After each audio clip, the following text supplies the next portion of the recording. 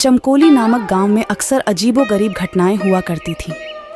गांव वालों का मानना था कि उनका चिमकोली गांव शापित है। जब भी कोई गांव वाला गांव के जंगल में जाता तो वह जिंदा नहीं बचता। गांव का चंदू किसान अपनी गाय के साथ जंगल के रास्ते होते हुए गांव जा रहा था। अरे, रात काफी हो गई है, मुझे जल्दी निकलना चाहिए था, लेकिन यह गौरी जंगल में चरने लग गई और देर हो गई। गौरी, अब चल, जल्दी से, इस जंगल में बहुत अनहोनी घटनाएं होती रहती हैं। चंदू डरता हुआ अपनी गाय के साथ थोड़ा आगे बढ़ता है तो उसे पेड़ के नीचे एक बुढ़िया दिखाई देती है जो देखने में काफी डरावनी लग रही होती है, हंसते हुए। अच्छा, तो तुम आ ही गए। अच्छा हुआ कोई तो इस जंगल में आया। बहुत दिन हो गए किसी इंसान का खून नहीं पिया। आज तो मजा आ जाएगा। शिकार खुद चलकर आया है। कौन हो तुम? हमें जाने दो, हमको अपने गांव जाना है। ये सब सुनकर चंदू बहुत डर जाता है और वहां से अपनी गाय के साथ भागने लगता है। भाग! अरे, तेज भाग मेरी गौरी, नहीं तो आज हम दोनों नहीं बच पाएंगे। तभी वो घूंघट वाली बुढ़िया उसके सामने आ जाती है और अपने लंबे लंबे नाखूनों से चंदू को मार डालती है, उसके बाद उसकी गाय को भी। अगली सुबह ये खबर गांव वालों को पता चलती है। गांव के लोग ये जानकर बहुत हैरान हो जाते हैं। गांव में आदमी, अरे भैया, सुना है उस घूंघट वाली बुढ़िया ने कल रात चंदू किसान और उसकी गाय को मार डाला। भैया, ये तो अच्छा नहीं हुआ भैया। दूसरा आदमी, हाँ भैया, अब तो इस गांव में रहते भी डर लगता है। लेकिन क्या करें भैया, गांव छोड़कर भी तो नहीं जा सकते ना। वो ये जंगल है, वो गांव के बीचों बीच ही पड़ता है। आखिर जाए तो कहाँ जाएं? ये बोलते हुए वो दोनों बहुत उदास हो जाते हैं। चंदू के मरने की खबर उसके घर पहुंचती है। चंदू किसान का बेटा पप्पू जोर जोर से रो रहा होता है। वाणी, पप्पू की सौतेली माँ। अरे रे, अब बस भी कर दे रोना तू। तेरा बाप तो तुझे छोड़कर चलता बना मेरे ऊपर। आखिर मैं कहाँ से खिलाऊंगी तुझे रोटी? मेरा तो खुद एक बेटा है और तेरे बाबा जो आज तक एक पैसा भी नहीं जोड़ पाए। छोड़ गए तुझे मेरे ऊपर।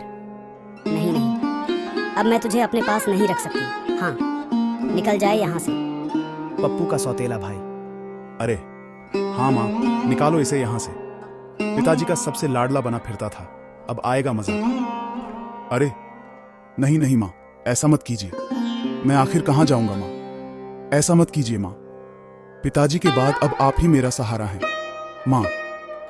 अरे वो सब मैं कुछ नहीं जानती, समझा? तुझे इस घर से जाना ही होगा। जा यहाँ से। जिसके बाद पप्पू वहां से बड़े उदास मन से चल देता है। चलते चलते वो गांव के उसी जंगल में आ जाता है। जैसे ही पप्पू अंदर जंगल में जाता है उसे डरावनी आवाजें सुनाई देने लगती हैं।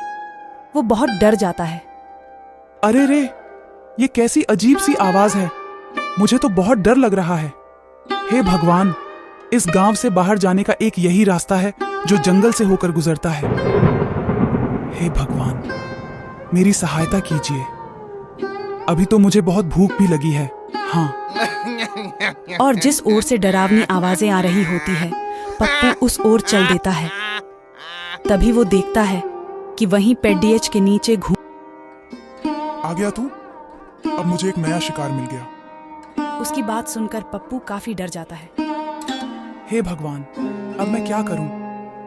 तभी भागते भागते पप्पू एक गड्ढे में गिर जाता है। जैसे ही पप्पू उस गड्ढे में गिरता है वो एक ऐसी जगह पहुंच जाता है जहां बहुत रोशनी होती है। काफी बड़े बड़े पेड़ होते हैं और उन्हीं पेड़ों के पास एक बहुत ही सुंदर नदी होती है।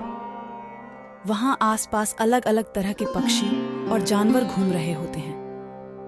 सबको देख पप्पू हैरान रह जाता है। अरे, ये मैं कहाँ गया हूँ? ऐसा अजीब सा जंगल तो मैंने कभी नहीं देखा। तभी वो थोड़ी दूर चलता है कि उस जंगल में गांव के वो लोग जो मर गए थे पेड़ से बंधे थे और साथ में पप्पू के बाबा भी थे। पप्पू ये देखकर हैरान रह जाता है और अपने बाबा के पास आ जाता है। अरे बाबा, अब जिंदा है? आपको पता है, मुझे लगा था मैंने आपको खो दिया, लेकिन आप तो जिंदा हैं। लेकिन आप यहाँ कैसे आए? पप्पू की इन बातों का उसके बाबा पर कोई असर नहीं हो रहा था। अरे बाबा, आप बोलते क्यों नहीं?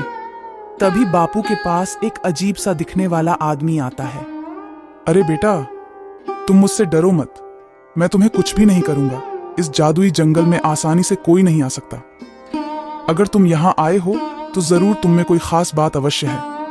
लेकिन आप कौन हैं? और यहाँ पर मेरे गांव के वो सारे लोग मौजूद हैं जो मर गए थे, यहाँ तक कि मेरे बाबा भी। मेरी तो कुछ समझ नहीं आ रहा है